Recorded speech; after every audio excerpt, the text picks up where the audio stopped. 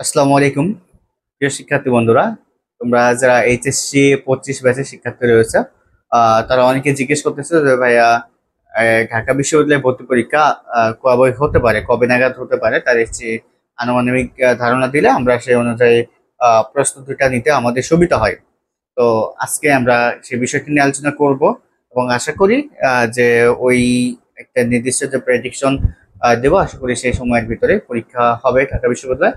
এর আগের বারও তোমরা যারা ছিলা এইচএসসি 24, তারা জিজ্ঞেস করেছিল যে কোন সময়ের ভিতরে ঢাকা বিশ্ববিদ্যালয় ভর্তি পরীক্ষা হতে পারে, সে অনুযায়ী আমাদের একটা ডিরেকশন দিলাম, আমাদের পরীক্ষা প্রিপারেশন নিতে সুবিধা হয়। আমি বলছিলাম যে এই সময়ের ভিতরে পরীক্ষা হতে পারে। আলহামদুলিল্লাহ সেই সময়ের ভিতরে পরীক্ষাটা হয়েছে। তো এবার যতটুকু তথ্য পাইছি, যতটুকু জানি, তার উপর বেসিস করে বলতে পারি যে যে সময়টা বলবো সেই সময়ের ভিতরে পরীক্ষা হতে পারে এবং হওয়ার সম্ভাবনা 90%। তো যারা এই চ্যানেলে নতুন আছো তারা চ্যানেলটি সাবস্ক্রাইব করে রাখতে পারো যে কোনো ধরনের আপডেট পাওয়ার জন্য, এবং আহ, বিশ্ববিদ্যালয় বা একাডেমিক যে কোনো সাজেশন পাওয়ার জন্য। আর যদি ফেসবুক পেজে দেখে থাকো, ফেসবুক পেজটিকে লাইক দিয়ে শেয়ার দিয়ে পাশে থাকতে পারো।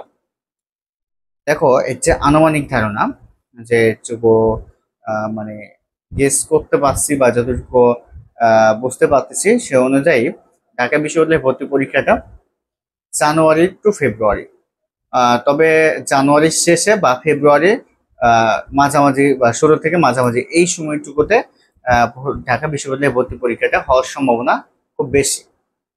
জানুয়ারির শেষ থেকে ফেব্রুয়ারি মাঝামাঝি পর্যন্ত এই সময়টুকুতে ঢাকা বিশ্ববিদ্যালয়ে ভর্তি পরীক্ষা হওয়ার সম্ভাবনা রয়েছে, এবং এটা 90%।